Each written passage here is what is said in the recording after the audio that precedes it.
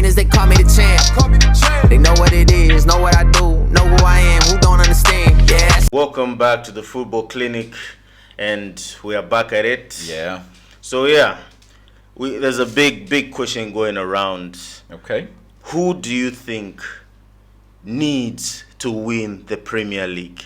For the agenda's sake, who do you think, push aside your Liverpool love, but who do you think needs to win the Premier League? It's difficult to push aside my Liverpool love, as you put it, but let me put it this way. City, should they win, would brand the EPL as a farmers league. Isn't it already a farmers league? It isn't, because what they've done with the EPL has been done before. Yeah. The 300 bounds United have done, so it's nothing new. Yeah. But should they go for the fourth time, then we are like walking around the territories of being a farmers league. Okay. And should Arsenal win it, that would be very good for the competitiveness and for Arteta, for the young squad of the Arsenal team, going against City and Liverpool this season and coming out on top. That's amazing if you look at what they did last season. But for me, I'm not saying this because I'm a Liverpool fan or anything, but because of how do you call it? How should I put it?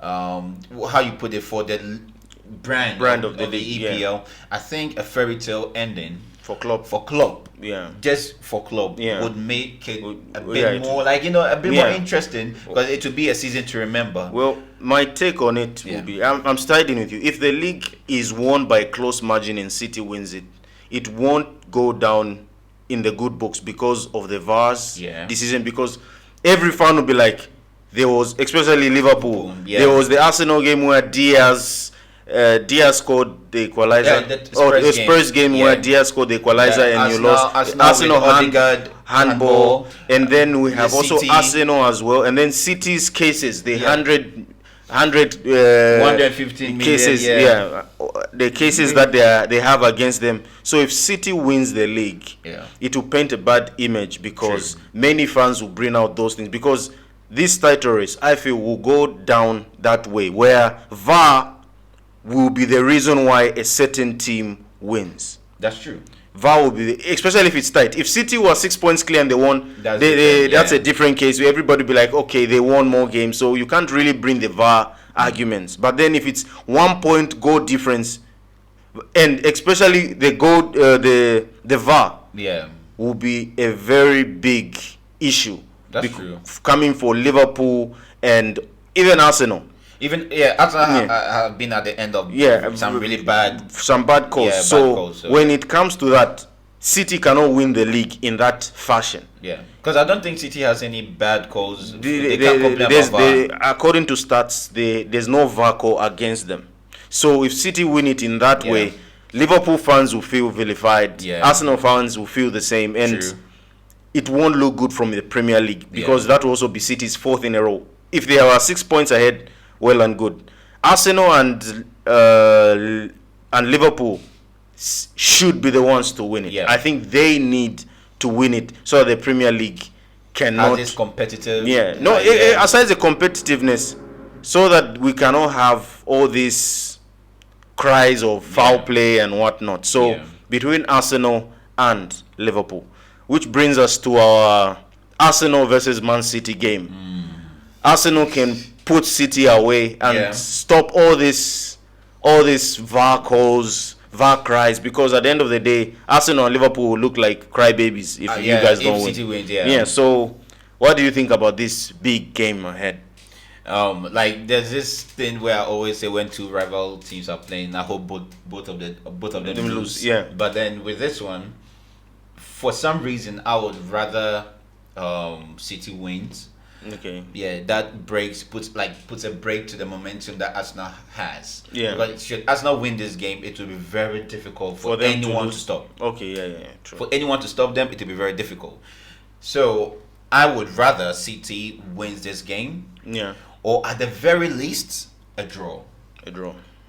At the very least, a draw. So I'm just saying that at the point where, let's say, Liverpool wins their game against Brighton on that same day as well. Yeah. So should that happen, that means then Liverpool will come. Yeah, that means with the same points or 1 point ahead of Arsenal. Should Arsenal lose, or if it's a draw? If it's a draw, we'll go 2 points up because we are the same point with Arsenal right now, just difference in the goal with the goal difference. Okay. So with this game, it's very tricky because City doesn't have their first 11 because there's a lot of injuries with John Stones, with Kyle Walker. We don't know if they'll be fit to start the game. Yeah. And Arsenal seems, as of this Arsenal point, Arsenal rested a lot of their players. With apparently injuries. Saka getting injured. Ben White refusing to be called up. Gabriel also getting injured. Oh, please, we know all that. They were called back to rest. And hey, fair to them, they want to win the league, so you can't really complain about that. So with this game, Arsenal coming in with their 100% and City not so at their best, it's going to be very tricky. But I just hope City wins this game. From a neutral perspective, I would want Arsenal to beat Man City so that Man City is theoretically out of the race, and then it just goes down to Arsenal and Liverpool, which I think between the two of them, one of them should win. I would like Klopp to finally win his second Premier League because of the passion and all that. But I would want City to be completely out of the race for the agenda of VAR. Okay, for me, I don't want it to be it will be much easier for me as a Liverpool, for other people to feel like should City be out of it completely, it makes it easier. But I think the EPL wouldn't like that because they right now they think the 3-way race is making it much more interesting. Anybody can win. Anybody can win. So if City is completely out, it makes it a 2-way race and it's a bit boring, even though it isn't at all. But I think City still needs to be in the race for it, so that just one slip up, we need another Aguero moment. So you see how they milked out the whole Aguero moment. So they need one more of that, so that it raises the. It's not like they need their brand to be raised or elevated anymore, but it elevates the level of the EPL, like how they've been marketing it as one of the best leagues in the world. So So you're fearing for. So what's your score prediction? This is tough because we don't know what we are going to get from City this season. They've been wishy-washy, getting at the end, let's say this second half of the season, which normally is their best season, best half. But recently it doesn't look that. It doesn't look that way. I would go for a 3-2 win for City or a 2-2 or 3-3 draw. I'm going for an Arsenal win. Arsenal win by 2-0. Finally, 2-0. Finally, the boys become men. Okay, see, with this game, I feel... Okay, let me ask you this way. Where do you think the game will be won or lost? The game will be won in the midfield. As usual, it will be won in the midfield. And especially Arsenal's overloading type of tactics where Declan Rice and Odegaard are pressing forward, and then they have their fullbacks right in front, and then they just overwhelm teams. And their legs, because they are younger, this season they have more experience and they have more legs. I feel they'll get to City more. City may sit back. City may have to suffer and hope to break on a counter attack. Okay, so do you think they are going to play like they played the first leg, where it's going to be very slow, control, tactical kind of football, or it's going to be all attack, free flowing? Right now, the way Arsenal are free flowing, I think they'll come at City because I feel Arsenal feel like they're the better side this time.